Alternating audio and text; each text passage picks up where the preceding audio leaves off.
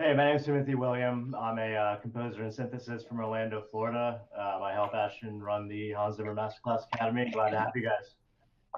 Awesome. Okay, and Sydney. Hey, I'm Sydney. I'm from Southern California, and I'm a film composer, guitarist, performer. I just love music, so anything music, love it. Awesome. Regardt. Hi everyone, I'm from down South Africa, and I'm a composer, musician, and I work as a video editor and an animator. Awesome. Awesome. All right, Paul. Hi, I'm also a composer from Southern California. I am doing a lot of work in the animation industry right now, so a lot of student stuff, but I'm starting to move into like some Disney projects and stuff, smaller things, but yeah. Also a sound designer and live sound and stuff. I'm a little all over the place, but I'm really diving into composing for film, especially for animation right now. A whole lot of Mhm. fun. Definitely. And Awesome. yeah, it's me. Sweet. And Baylee. Oh, hi. Can you guys hear me? Yeah, we can hear you perfectly. Okay. Hi, my name Yep. is Baylee. I'm from Chandler, Arizona. I'm a high school student. Awesome. I'm actually an admin for the Masterclass community Facebook page, and we're working on our project, what it's about right now. So it's been Sweet. keeping me busy. Excellent. That's cool. You're a high school student too. I am as well. Yeah. Oh, cool. Yeah. Yeah, definitely. Alrighty, so we're just going to start off with Lesson 9. So Lesson 9 is a pretty important lesson because it had one of probably the most interesting ideas that were presented to me in the whole entire masterclass, which is the fact that directors, a lot of the times, since the composition process is sort of last in the process of filmmaking in general, they'll usually use that and they'll rely on that as a way to fix a lot of the issues presented throughout the whole entire process.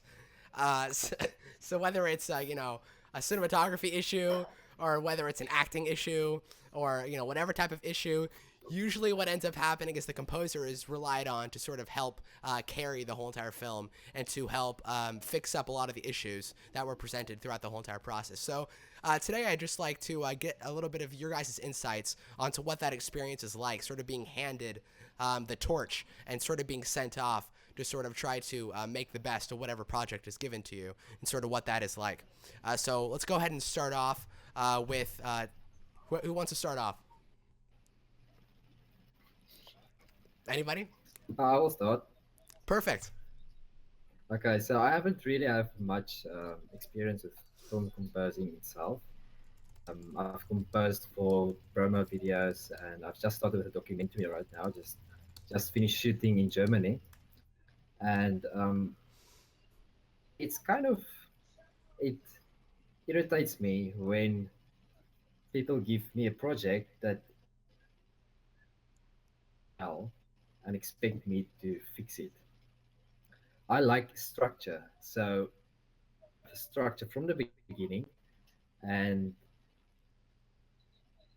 do the quality from the start. The video must have quality, the audio must have quality, the sound effects, all that stuff. So when the music comes together, everything is just great.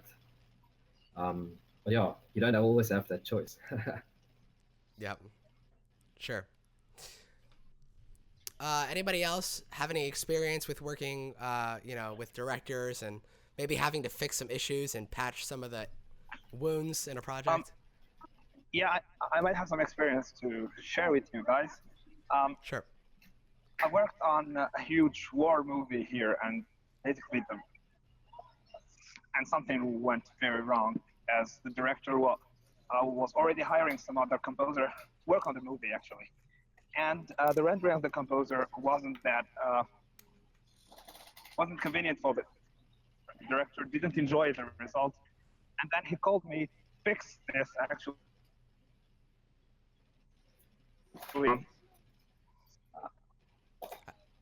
I think we have some internet issues. You're sort of breaking in and out there. Yeah. Okay. Ooh. Yeah. Yeah. All right. No, but I mean, honestly, I have something to say in that. I mean, I've worked on many different projects, and I think that at the beginning of the project, it always starts with whoever the director is and whoever the developer is of any specific project. You know, if it's a game, it's the main developer and the director of it. If it's a film, it's of course going to be the director who has that creative vision throughout the whole entire project, who's sort of you know, looking from a very far distance on how the project's going to be at the end. And I think that, you know, I've heard Alexandre Desplat say, you know, it's almost like parachuting into a battle, right? You know, a film production is sort of like a battle. It's where you have many different sides who are shooting each other, and it's pure craziness, and you have the producers and the director, and it's absolute craziness, right? So, you know, us as composers, we're just sort of sent in there, and now we're expected to try to figure out what's going on, and, you know, we have all the power in the world to screw things up very, very badly, because the music has so much of an impact.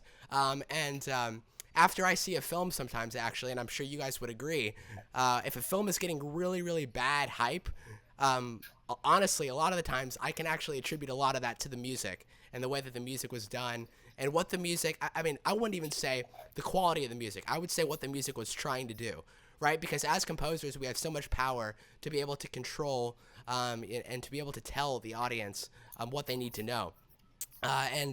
Being a composer is not only, you know, knowing the quality of music to write and, like, you know, knowing all that, but it's also knowing, you know, the context of what you're writing in the story and having to do with the characters and having to do with the characters' aspirations and the world that this character is living in. You know, and there's a lot of things in filmmaking, like I said, that can go really wrong, right? That, you know, composers can fix. But Paul, what were you saying? Well, first off, Younes has made it back. Yep, he's back. I'm sorry. I think I'm having some internet issues. Okay, no problem. But yeah, I can jump in on that. I think that there can be two sides to the coin in that, like, music can do so much for a film, and working with the director, like, sometimes they just want you to fix something that they're uncomfortable with, and it's actually something that's turned out great. So they're kind of coaching a director to be like, okay, this is something that works already, and we can work around this and build into it, but I don't have to fix anything because this is awesome. And being kind of a helping the director feel better about the film that they're making in the first place. But also, I mean, the other side of the coin, when film is so subjective. So, like, as a composer, watching a film and being like, this doesn't work right, and there's technical issues that, like, obviously won't work right. But, like, hey, this scene isn't gelling into this one well. How can I help carry that through? Like, creating themes that kind of carry through and connect ideas in a film, so that to kind of lubricant if there are rocky areas. But I feel like I'm rambling a little bit. I totally agree. And you know, one of the reasons I think a lot of people like film is the fact that it's a collaboration with so many different art forms, right? Yeah. You know, it starts out with literature, like you'd have like a book, you know, it starts out with the script, and then it moves on, of course, to all the very, very complex logistical parts, all the stuff that, you know, the stuff that you'd study in school, statistics, everything like that, money, you know, finance. It goes through all those different stages. You have all these different art forms that are involved in it, you know, lighting, the shape of light and how that really translates into emotions and everything like that. Camera movement, all that type of stuff. It's a very intensely complex process, the process of filmmaking. And I think that's sort of what attracted to me to the art in the first place. And I think that, you know, composition is one of those parts. And, you know, we're all here for the same reason, which is ultimately to help tell a story. Whatever that story is, every single one of these different departments is all there to do the exact same thing. Yeah. You know, there is money involved. People make money on film sets, but the real reason why people are there, if you go up to any of them, they're there to be involved in telling whatever story it is, right?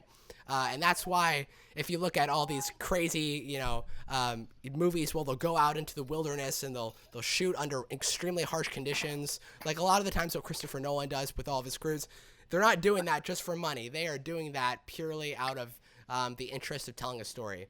And I think that as composers, our job is to just help assist that whole entire process and to help do that. So that's sort of our goal. I like that you touch on knowing more about the process that goes into all of that, because understanding the motivations of all the people involved and of all of the pieces of it, like light and composition and story and even sound design and stuff, being able to work with all of those instead of just kind of going to the picture and talk to people and find out like what's going on behind all of the different scenes so that you can complement and build and work together with them. Yeah, definitely. And I think it's sort of universally the same when it comes to film composition, game composition, television composition. Yeah. It's really the whole any media. It's a very similar idea. Yeah, definitely. Awesome. Let's go ahead and move on to lesson 10, which is scoring under dialogue. Now, I know a few different people who have some different like sort of views on this. I know Hans has one specific view, which is the view of perspective and how perspective works. For those of you guys who are watching, who haven't got to that lesson yet, pretty much what he's talking about is that volume isn't as much of an indication on how to get around dialogue. It's much more about perspective. So, for example, if you're scoring a specific scene and the actors are like right here in comparison to the camera, which is like right here, scoring the scene and setting up the microphones should really be dependent about making the orchestra sound farther back so that there's that perspective there. Or I think that he was also talking about like how if you put like, he likes to put horns actually on like a balcony and he likes to aim them at each other over an open space so that the actual frequencies, like the high gross frequencies of like a French horn actually die out naturally. So like there's that natural flow of equalization that really works well. Now again, not all of us have huge concert halls where we can put French horns on a balcony and shoot them off into oblivion and have that natural EQ, but that's his view on it. But it's a very helpful idea because of course volume is part of it. But I know that a lot of people will go so far to even say like, we don't use clarinets because it has that specific EQ quality that interferes with the EQ quality of the voice, which is interesting. But yeah, I think that perspective is definitely a part of it. What's your guys' view on scoring under dialogue, or what's your guys' experience with working with dialogue? Yeah, like I agree completely with the perspective. And while we all don't have a concert hall, we have sample libraries that typically have, more than one perspective. So, use those to your advantage if you agree with, this particular approach. If not, use a little reverb, do what you can to kind of put those things farther back in the mix. But, when your sample library has multiple different mic positions, that's why, to me at least. Yeah, definitely. All right. Yeah, mixing has so many different avenues you can go down. So that's just kind of a lifelong thing, learning how to mix things together, make them, first of all, to make orchestra samples sound like they're from the same orchestra, which is, I'm still working at that, and I don't think I'll ever stop because new libraries are recorded in different ways, and you can have to nudge them together sometimes, unless they're really good libraries and they're all recorded in the same space. Spitfire. Yeah, and Hans really presents such a good idea because I know, especially with directors like Chris Nolan, that he works with very, very closely, and that he's built this sort of trust relationship with over a long period of time. A lot of the times, you hear people saying you never want to hear the music, you only want to really hear its impact and everything like that. But a lot of the times, Chris Nolan actually designs a scene in the way to where he wants the music to override any dialogue that would be there, and he really just wants the music to literally carry everything in the scene. If you look at a lot, Interstellar was a exactly great example of that. Yeah, I mean, in space, if you look at it scientifically, you're not going to have big explosions or sounds, right? If you look at a lot of those cheesy old movies, you'll have like explosions in space. But, Christopher Nolan made it one of his goals to be very natural about it and to sort of not have any big explosions and to just sort of have silence. And it's that eerie ambience of silence that really calls for music to be that, driving force in the emotional impact of whatever's going on. So I think that using music all really depends on what the scene really needs. Deciding when there's no music is much harder than deciding where to put music, because it all has to do with our natural human instincts. Naturally, we want music everywhere because we love to write music, we love to hear our own music, and it's just, we're just sort of selfish in that way, and we always want to hear it, and it's so hard to figure out, okay, I don't need to, score anything here, and we just sort of need to, but that's the whole idea. I think there is also one very important thing that was talking about in his lesson about underscoring dialogue, is what's going on actually in the dialogue. Besides, if there is a dialogue or not, we have all this technical approach to the dialogue. If there is dialogue, so we have to deal with it. But it's also important to understand if there are some important parts in the dialogue or some part that could be actually written over with music. I think it's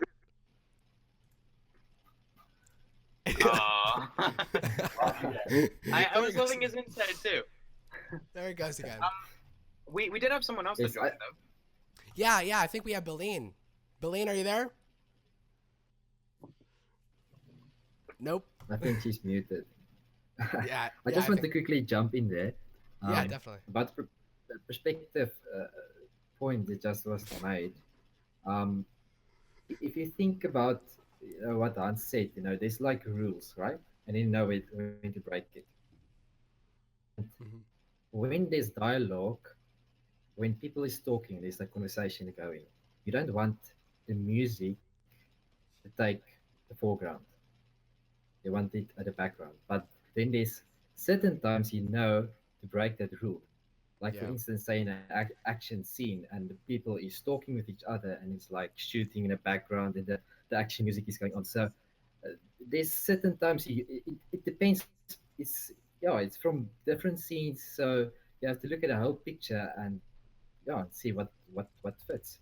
Yeah, in a way that can come back to kind of paying attention to the other sides of production too, because you're part of a unit of sound. Like you're working with sound designers and dialogue recorders and a re-recording mixer that'll rebalance everything after. So kind of knowing these parts, knowing what the other people are doing and talking to them about it, and talking to the director as well. Like in this part, what is the feeling we're trying to go for? And then talking to the sound designers, like does sound design need to stick out? Like in an action scene, is the music need to be pumping and getting you up, or is it the sound design, the explosions and crashes or shooting or whatever is in the action scene? Is that what needs to impact the viewer? So working with that, and you can get into stuff like the broadband width, because we only have so many frequencies we can hear, and if you're in the same frequency range as some other stuff, they're going to kind of butt up against each other. So giving room for other things and knowing when you have the room to do your thing too and to fill your own space.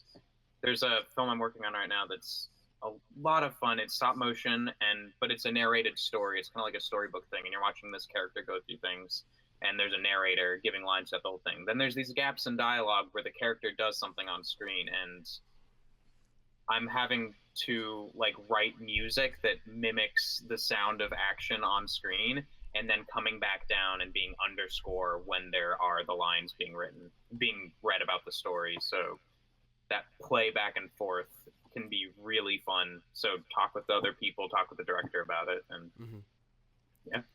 I think one of the most interesting thing about Hans's approach to all this is the fact that he's sort of broken the barrier between sound design and music. I think that treating sound as music is like a very, very interesting thing to do, and I think that it helps a lot in our mental approach. I grew up around all of these music theorist people. I had a very sort of classical education in music. And I always had these people who were telling me, oh, I hate Hans Zimmer, blah, blah, blah, blah. And the reason why they did is because he just is all about breaking rules. But I don't even see it as breaking rules. I just see it as pushing it forward, like pushing rules forward, creating more ideas, and pushing the boundaries of composition in general, right? Like treating a wrench, like hitting a piano string with a wrench until it breaks. That's something that Hans would do. But that's something that could work. That's something that could work, right? If you have 10 grand, just like we were talking about last week, throw it off a bridge and record the sound and sample it. What could be so bad? But anyways, it really is all about treating. It's about peace, yeah. this piano, but anyways, and I think that for example, Dunkirk, it's going to be very, very interesting. Hello. Gotcha. Just like I was saying, Dunkirk is going to be very, very interesting because it's going to be a whole lot of sound design-esque music, right? We're going to have a lot of ticking. If you guys have seen that little like preview for it, like the 7-minute preview before Beauty and the Beast or whatever in IMAX if you guys went to go see that. But they show like this like 8-minute preview of the movie, and the whole entire scene is just like a ticking clock, and it gets faster and faster and faster and faster and faster all the way up until the end to where it just stops. And then it's just that much more impactful because you were just, it's sort of this hypnosis like type of thing, right? I don't even, yeah, but, you know, and then it has this pad that's sort of just like creepily hanging there for the whole entire time. And it's this very interesting sort of overall effect. But I think that as composers, we need to treat everything as sounds. And I think the whole idea of sound design has been this really, really beautiful thing because it's sort of treated the world that we live in as music, which I think is much needed. And then jumping in there real and, quick. and as you just Yeah. Oh, go ahead. Say it. well, I just wanted to just say that I don't know if you have heard the promo video of the boxing. There's a promo video of boxing that Hans also composed the music for, and he used literally like the boxing gloves hitting the back as part of the percussion. And that is also sound. And I mean, you listen to it and you see how it fits exactly in. So use your surroundings, use the scene, and see what you can use to make sounds. Yeah, definitely. Timothy, were you gonna chime in? Yeah, just real quick. I just want to say, you know, in this, it sounds like we're kind of bridging the gap between scoring under dialogue and sound design / mixing, right? Yeah. So, you know, compose for the story, know when to leave gaps. It's good to know, but we don't necessarily look at a frequency chart and make these decisions to kind of carve out EQ. Exactly, I yeah. think if you compose naturally around the stuff, leave air, leave gaps, score to what you're doing naturally, I think that's going to give you a better result. Mm-hmm. Anybody else on that subject, or any experience you guys have had with working with sound design or anything like that? I mean, yeah, as far as sound design goes, like, I mean, I like the way that he pushes the boundaries, because if we all stuck to the rules, you know, we all know the music theory of rules, we all know, you know, we all know that, but it's like if we all stuck to that, we'd all sound the same, you know, and we don't want to sound the same, you know, we all want to sound different and have our own unique sound. That's what makes Hans different. Exactly. You know, I mean, it sounds obvious, but you know, that's the way to do it, or else we're all gonna sound the same. Yeah, and that brings up an excellent point, because there's one thing that Daniel once said that was like so incredibly smart, is that's the fact that, like, I love John Williams, for let's just say I've studied tons of his music, but if you take an action cue from E.T. and then you take an action cue from Jurassic Park, you can sort of switch them around and it makes sense. You know, all like the trumpets, like the triplet trumpets, you know, it's like, okay, you know, that's John Williams' style, and it's makes sense, and it's sort of easily switchable. But if you take, I don't think you'll be able to take Interstellar and Dunkirk and switch them around, because they have such aesthetic attributes about them that make them so incredibly different, just from what I heard in the movie theater for that little preview. Or if you try to take, you know, Gladiator and The Last Samurai, it just won't exactly seem right.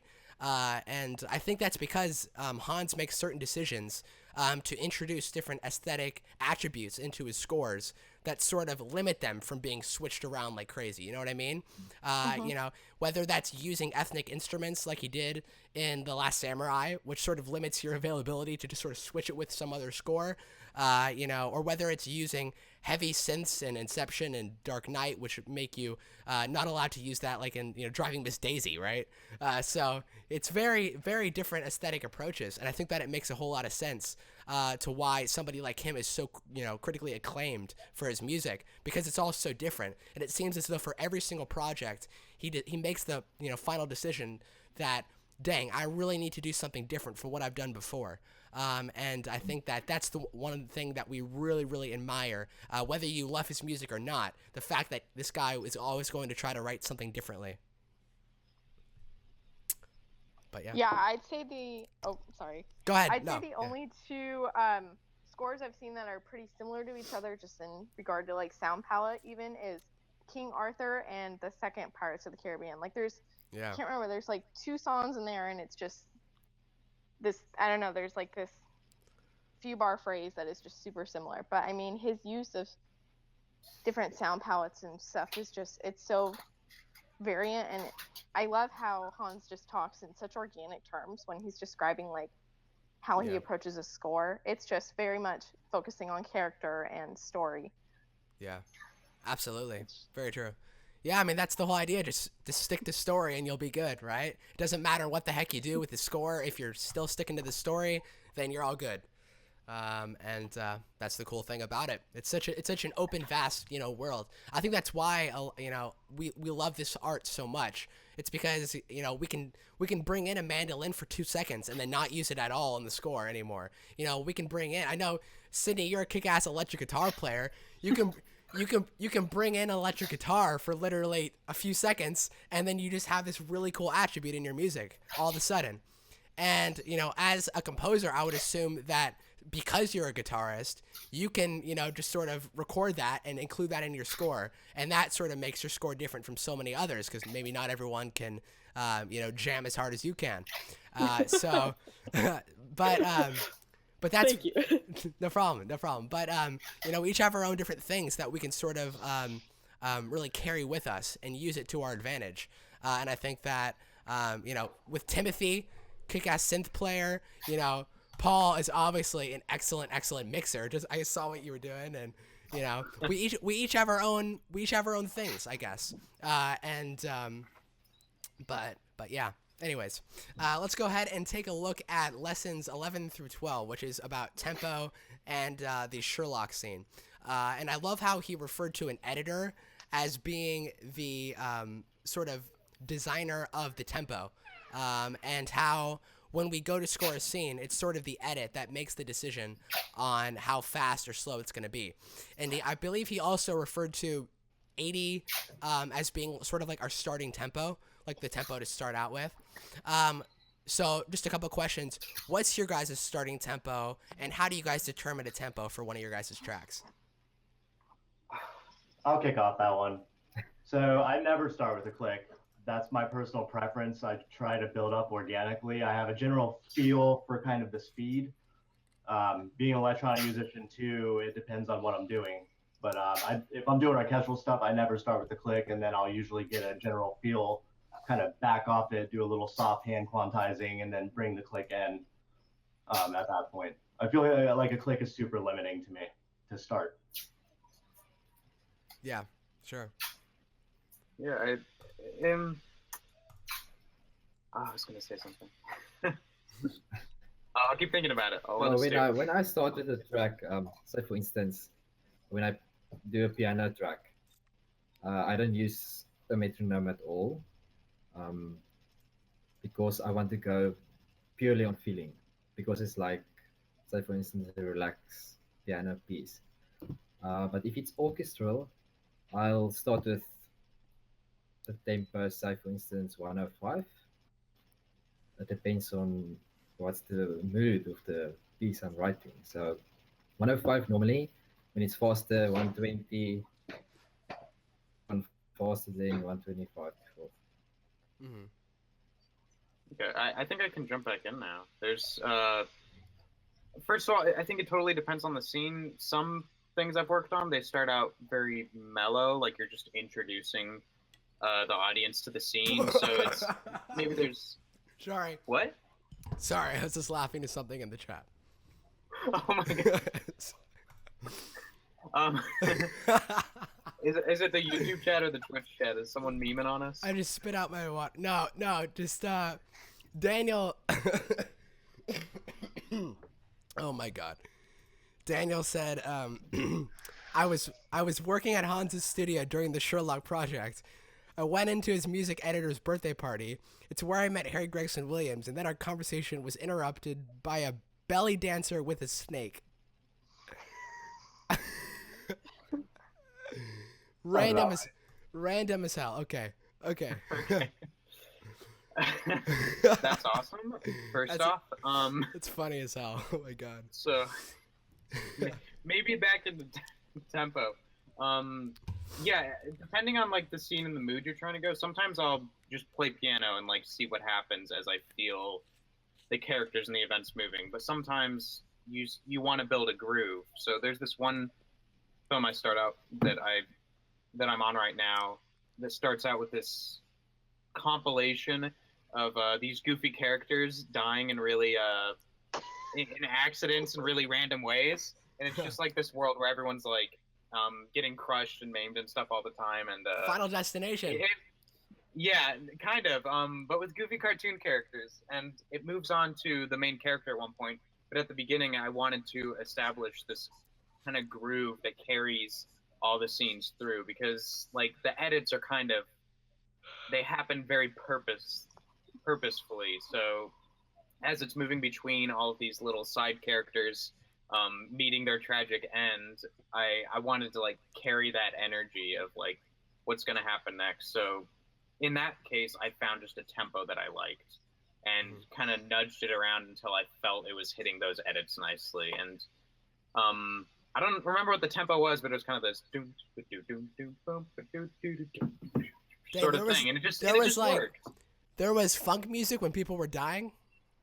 Well, it's okay. It's like really goofy. I might need to like link it at some point because it's a whole lot of fun. It's a really goofy film, but it's in a city, so I kind of wanted this sort of like upbeat, a lot of percussion, city music stuff, and it's worked really well. So at least I think it does, and we're having a lot of fun working on it. But yeah, that was one where like a tempo just stuck, and we went with it, and definitely. Yeah. Somebody in the chat just said something very interesting. They said, wonder how many people changed the tempo during a cue. Hans says he doesn't change it at all. I think that honestly really depends on the composer as well. Like if you look at somebody like John Williams or something, he very commonly will change the tempo of a cue because the tempo of the scene will change. And when John Williams is writing a cue, all right, look, okay. This is sort of hard to describe, but when I hear a Hans Zimmer soundtrack, like I play each of the tracks, it sounds like it sounds like songs, right? When I listen to a John Williams score all the way through, it sounds like cues. And it sounds much more like it was specifically like moment to moment written for the film, to where Hans's tracks are very aesthetic based.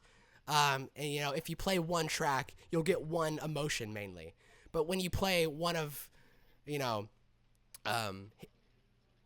John Williams's tracks, like if you play like the Jurassic Park theme or something, you'll get so many different sort of emotions, and it sounds like a sort of suite, and it sort of carries in a different way. That's just sort of what I picked up on. But yeah. No, I agree with that.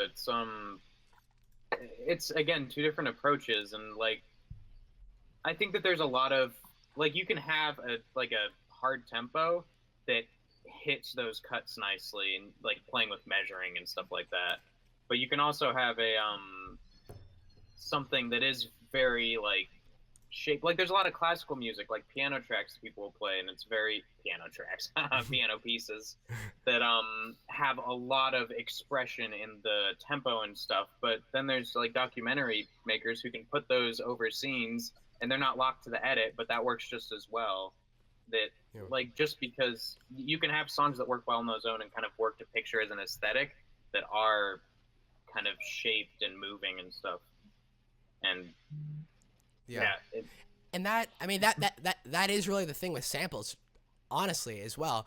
Because I mean, for example, I just wrote this 4-movement symphony, and there's like a few different parts mainly where it usually as composers, like if you look at any composer, whether it's a classical composer or a modern composer, when they give like a tempo marking, usually like when they actually record it with an orchestra, a lot of the times they don't have like exact like tempo markings being played. Some composers will prefer that everyone has headphones and they have a tempo marking being played.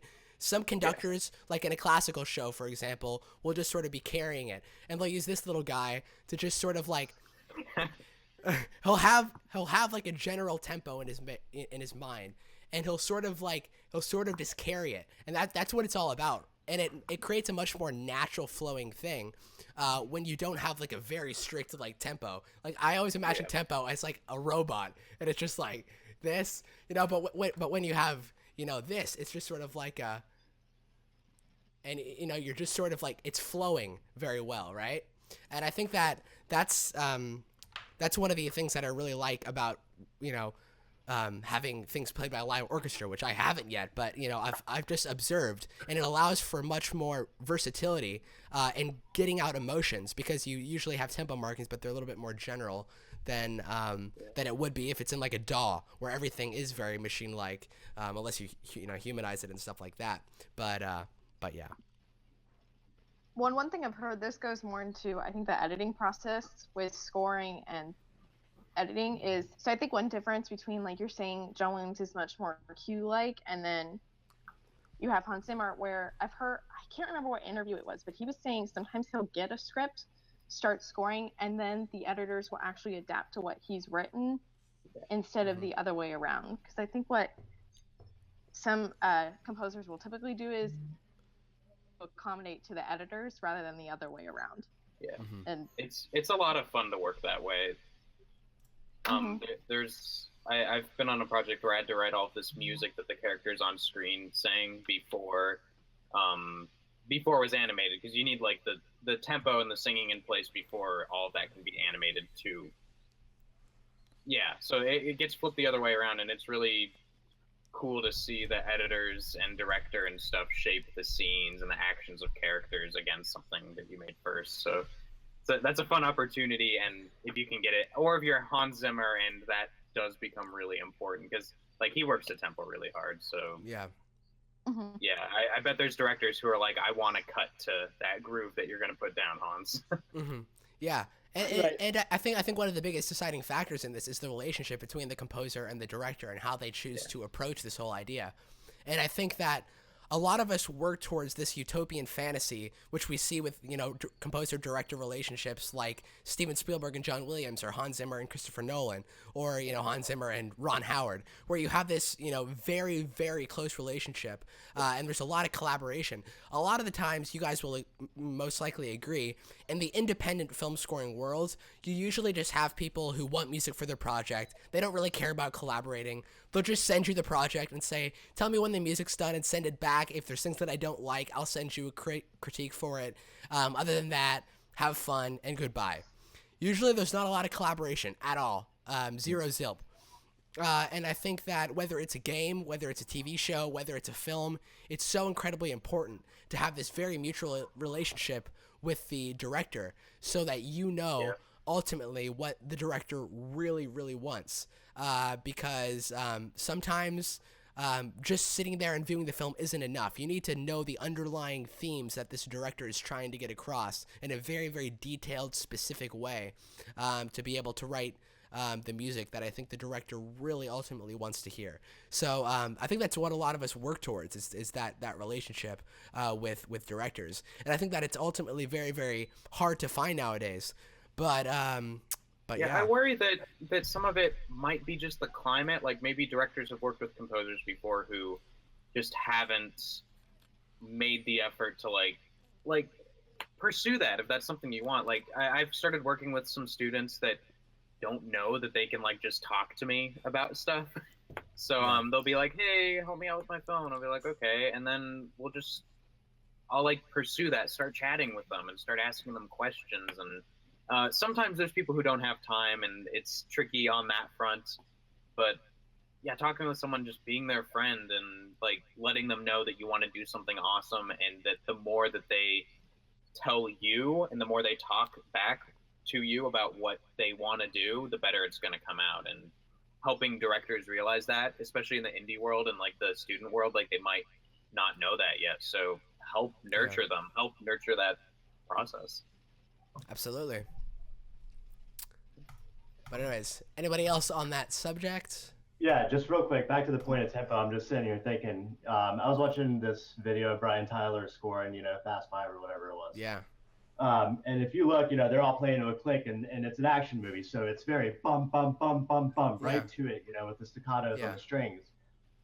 So it depends on the scene in the movie, right? You're not going to always want that for this, like, really close-up romantic scene, right? You're not given, usually that's going to be one scene, you know, dialogue and all that. But with this, if you're watching Brian Tyler, with the orchestra playing to a click, boom, boom, boom, think about kind of what an editor has to work with.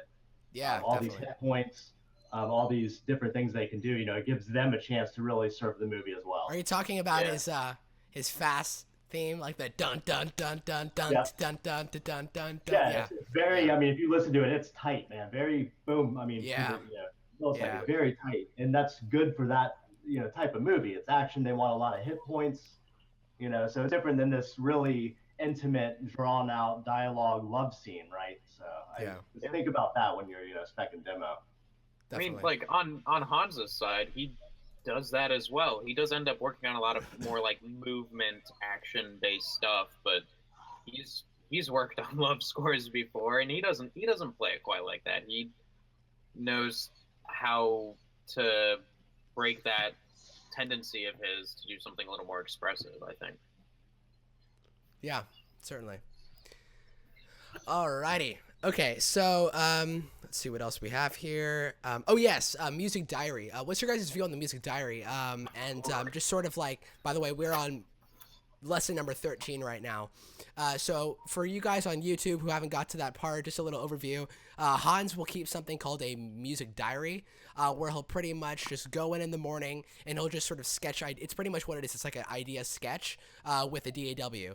I know some composers like I remember when I was at Harry's studio, he had like a whole stack of sketches and stuff from his different projects, and I remember he went away for 5 minutes, and there was this whole hallway in his studio full of his scores, and I just sort of went over there and just started taking scores off the shelf, and there was a few that I took. I took like Narnia, and I took like Equalizer and stuff like that. And he came in the room, and I had just sort of had these books open, and I was just sort of like, oh my god, and then he brought over these sketches of like these different themes that he had for these projects, and it was just sort of these like sort of half-page little idea sketches, handwritten, and I think that the music diary overall is like that same idea, but just like in a DAW, and it's just sort of like structured in the timeline. But have you guys ever done anything like a music diary or anything like that? So usually for mine, I don't actually. I've never really done like big orchestral works, but when I do like small projects, so something I did for this creative musicianship class I took, we had to do some like final projects. So I based it on a poem called Kublai. And so kind of what I did was, it's this poem about this guy had a vision, and you can like slowly see through like these 4 stanzas that how he's just kind of losing it. And so I analyzed each stanza individually more, and just like words and everything, and just kind of, okay, how can I represent that in music, rather than like actually writing out like little themes or something like that. So I don't know, take more of that approach. That's super cool. I love that method. Yeah. Yeah, I think for when me, oh, sorry, go ahead. No, go ahead. Oh, no, I was just kind of saying, I just think it's easier to not right away think in musical terms. Just, I don't know, just lay it out first. Absolutely. I do think that. I just want to. Sorry. Go ahead. Sorry. There's a little delay. Yes. When it comes to music diary, there's like, for me, there's 2 different types. It's like my own music diary that I keep, and that is part just writing music. I mean, sometimes I wake up at night and I have like this idea in my head. This is the time to record it. So I'll just switch on my computer and start playing and getting whatever is in my head, getting it down. So then everything is saved, there's dates and everything, and I forget about it. And then months later, I will come back and I'll realize, this sounds amazing, or something like this. So that's my own music diary. Then it comes to the project music diary, and I think that it is the what we're talking about, what Hans Zimmer is talking about. Like, for instance, one scene that you write a piece of music to it, tomorrow you write another piece of music the next day, and so you go on and you see which one fits the best. Yeah. The interesting and different way of doing it. I've never thought about it before. Yeah, and it really is all a means of time too. Like it all really depends on how much time you have for any given project, right? If you have a if you have a long period of time, you know that opens up the door to doing something like a music diary. For most of the people in the independent music world, who are just sort of you know hopping on different projects and trying to build up their resume, you know, or their IMDb credits list or whatever, something like that, that would help them eventually get a bigger project. A lot of the times we're given like very small periods of time to be able to compose the music, so we don't have a whole lot of time to try out things and to do music diaries, which is very music diaries is an awesome idea. I love the whole idea of a music diary. Usually for me, my music diaries are something that a lot of people will call suites, where I'll pretty much just write 10-15 minutes of music randomly. I'll spend a day just writing, you know, tons of music, and then I'll just, you know, call that the suite for the project. And then while I'm actually composing the score, I'll just go through and I'll go look back at the suite, and I'll have some different sketches as well, that I'll notate. And I can just sort of bring those in, export them as MIDI, and when I want to bring in that theme, I can just sort of even import it as well, which is really cool. When I actually composed a lot of my different scores, like I did this one, this Justice League fan film thing or whatever, there was like 50 minutes of music, and there were like 15 themes, because it's this superhero movie, and I'm having to create themes for each of these guys. So I have this whole entire folder full of all the different characters, and then in each of those characters, I have tons of different themes with different instrumentation and everything like that, and I exported everything as MIDI files, so whenever I wanted to bring in a hint of that character or that theme, I could literally just drag it in, and then I could just compose around it, and it was a very it made a whole lot of sense in what I was doing, since it was such a complex underlying story. And it's pretty much the exact same thing if you look at somebody like Howard Shore, who, you know, in Lord of the Rings, there's so much going on, there's so many characters, there's so many settings, there's so many places, there's so many underlying ideas, that whenever he wants to bring one of those ideas into the light, he'll just sort of write in that theme in that specific moment.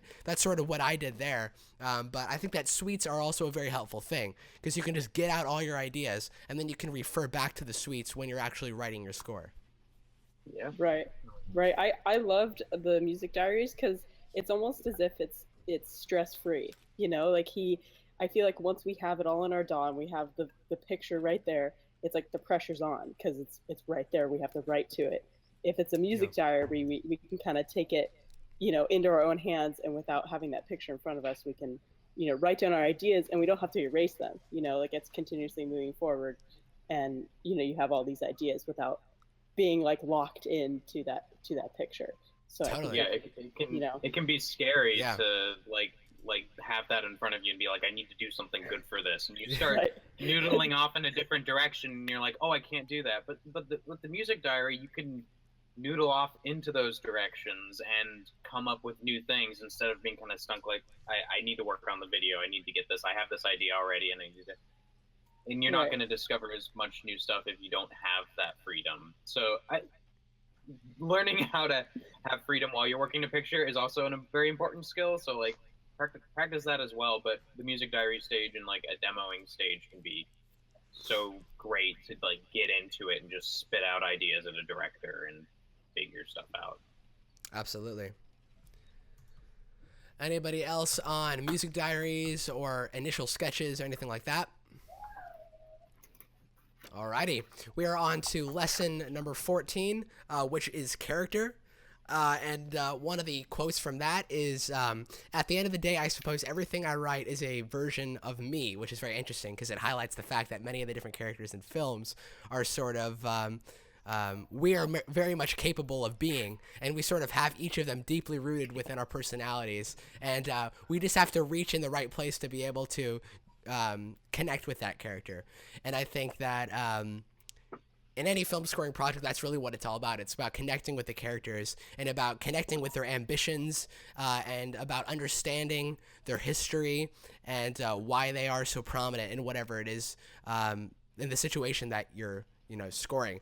And I think that one of the things that he said that I really took away was relate to your characters and find good common ground so that you can construct their theme from your own imagination and emotional truth. And I found that to be very intellectually interesting because, again, it's really just about connecting to yourself to better understand the character that you're scoring. So what's your guys' experience with developing, thematic material for characters and overall just making a connection with the characters that are in whatever it is that you're scoring?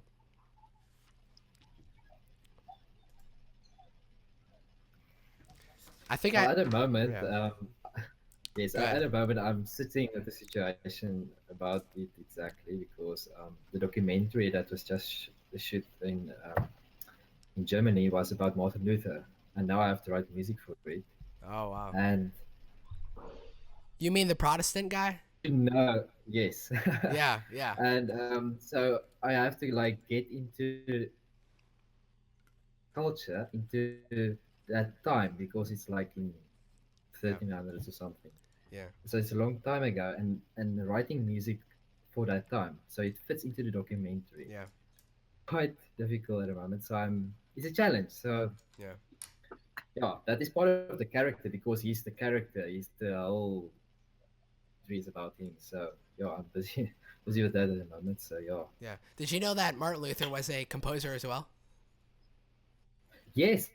Yeah. He wrote the Vasteberg is onze God. Yeah, when I was doing my Baroque studies or whatever, I was given all these different like just melodies of Martin Luther that I had to harmonize. So yeah, he wasn't too bad. He wasn't too bad. Yes. But yeah, Britain hated him. Anyways, yeah, so funny. Henry VIII burned all of Martin Luther's like Protestant ideas because they opposed the whatever. But history rant, I do that very commonly. Anyways, anybody else? Any thoughts on characters and your guys' experience dealing with characters? Yeah, I love that Hans kind of differentiated between like projecting his own feelings of the situation onto the film instead of like taking it from the character, because like you can imagine yourself in the situation and like how you would act to that and write music for that. Like in this situation, maybe you're going to be really triumphant and you're like, I can do that. But the character is actually like, you talk with the director and you find out the character is actually very insecure about the moment. And the director wants you to write from that character's point of view. I keep bringing up things I'm working on, but there's one I'm working on right now that has this small child character that's very scared of the world. They've ran away from home and they've been through some sort of abuse and they're scared of the world around them, but they're trying to hold on to this like childhood quality. Like they sing songs and want to be really happy and make things exciting, but they keep seeing remnants of their past and it throws them all out of whack. But there's other characters too, but the whole time that the director's just like, write for that character that's experiencing all of this stuff. Because I can look at the situation and be like, oh, all of this fun stuff is happening, but the character, the small child is going through some like really rough stuff. And writing for that versus the situation is really interesting and really kind of eye-opening. And I'm definitely going to be pursuing that more on more projects I work on, because it's a great way to kind of bring more context to a scene through like one character. Definitely.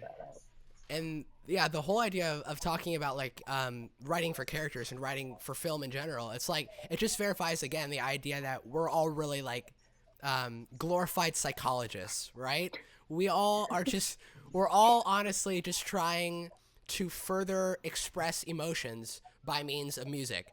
And to further express emotions by means of music, first we have to start out at the first step, which is understanding, what it is that's actually going on screen in a very detailed, sophisticated way.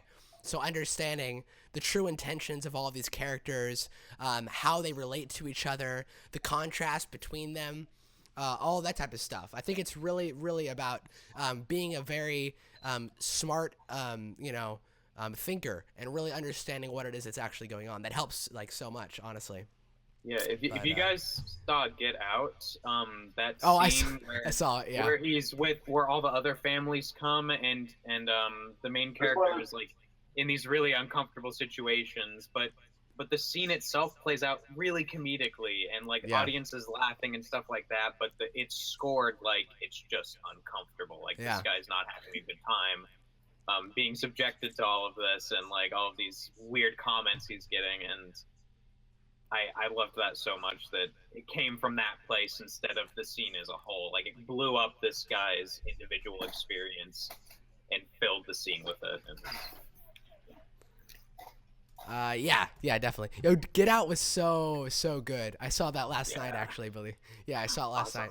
Awesome. I was deciding whether to see that or Life, and I was like, Life, Alien ripoff, or Get Out. Pretty critically acclaimed horror film. But yeah, Get Out was great, and the soundtrack I enjoyed because it was like a very sort of like golden age of film composing style thing. You know, there was all those creepy like sort of like clusters and all that type of stuff. A lot of the times nowadays you just see like Joseph Bashara, you know, James Wan-esque ripoffs. You know, but yeah. Anyways, I'll have to drop an interview with the composer that I read the other night. That was pretty cool. Oh, awesome! Yeah, was it the main one or was it Tim Williams, the co-composer? I think it was the main guy. Ah, gotcha. Yeah. For some reason Baylee left. Somebody asked whether Baylee had spoken. Yeah, she spoke like 3 or 4 times. So, yeah, she was on. But we'd like to have her back. Where'd she go? But anyways, but yeah, I definitely think that's a very important aspect. In the process. Okay, so now we are on 1819. We are on this last leap for today's masterclass discussion.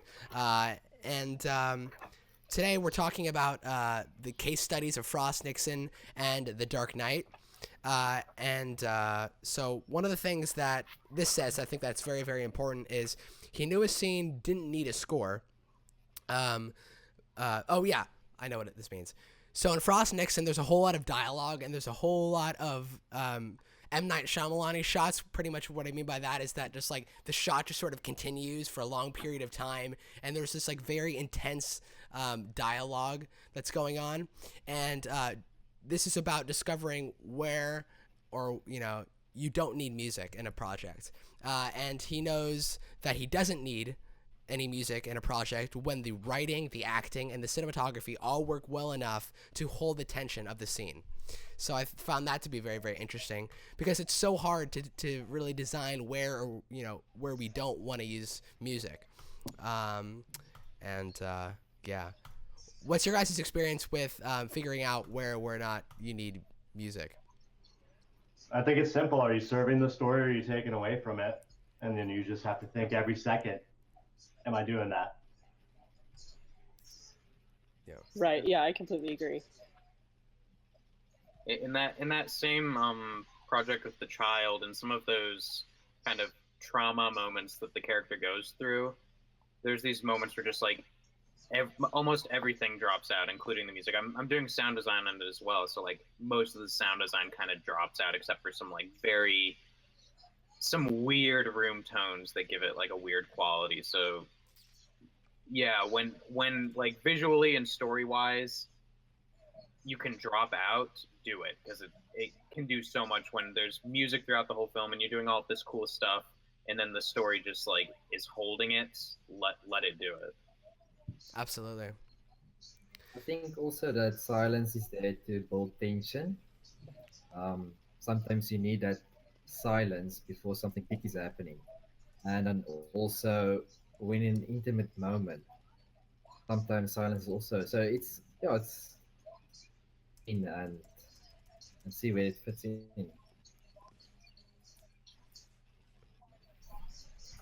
Cool. Okay. And then for The Dark Knight, so Hans wanted to create a surprising score that gives an enormous amount of space, which helps to create tension, thereby creating the Joker theme, which is so now renowned for being this very simplistic sort of like creepy, rising cello thing that Martin Tillman played. Yeah. this is so awkward. There's like silence everywhere. Okay. Yeah, but yeah. I feel like it's a great example. You've said it. It's We need to score it right now. Yeah. Get in your You have to DAWs. listen to it. Yeah. I love the way he described it. Like he was just stretching out this rubber band like forever that like was gonna snap at some point, but it just wouldn't. It kept going and going, and that was. I got that from those scenes. Like those are some of the most tension-filled scenes in movies. Those Dark Knight scenes, especially at the end when the two like opposing boats are like gonna blow each other up, but they don't, and that complemented it so well that it's just like it keeps pulling it out, and it's not happening. Yeah, absolutely. Right. There really is so much tension on that scene because you're also having to make the decision like on which like side are you really like rooting for, because you have this guy who sort of threw the thing out of the window, and so you're like, oh dang, they must feel so bad. And then you have these other people who are just like, let's kill him, and they're like this mob, and you're like, dang it, which one do I but there's some serious tension going on there, and like the simplicity in the Joker's theme, really I think that went so far to say that like this guy who's just this little guy wearing purple, who looks creepy as hell, is causing all this chaos to happen, all these lives are on the line, but this little guy is causing this issue. And I think that the music really helps describe that, because it's just this simple little rising line, but like the tension that it has is so incredibly visceral, and it just gives you this gut feeling, damn, something is really going wrong here. But yeah. Right. I like how he talked about how when the Joker's coming, because you can hear that, and it's just great to that the music can bring that. Yeah, definitely. And I think it's part of the character theme that is just the previous chapter. Is creating that theme then that it's just like when a TV show is starting and you know that TV show quite good, it's playing. That TV show is starting even if you're not in the room. And it's exactly the same thing while you're watching the movie and that music is starting. Something's going to happen with that specific character. Yeah. So that is definitely. Yeah, well, that's the thing. Like when he used that theme, you automatically knew the Joker was somewhere, about, or like even if he wasn't actually in the scene, he was somewhat involved in causing what's going on in that scene. Right. Because it's more a feeling than it is a cue or a theme to me, I guess. Yeah, absolutely. I'd say Joker's theme is more of a sound than it is like a lyrical theme. Yes. That's sound design again. Sound design. Alrighty. But yeah, so that is all the way through lesson 19. So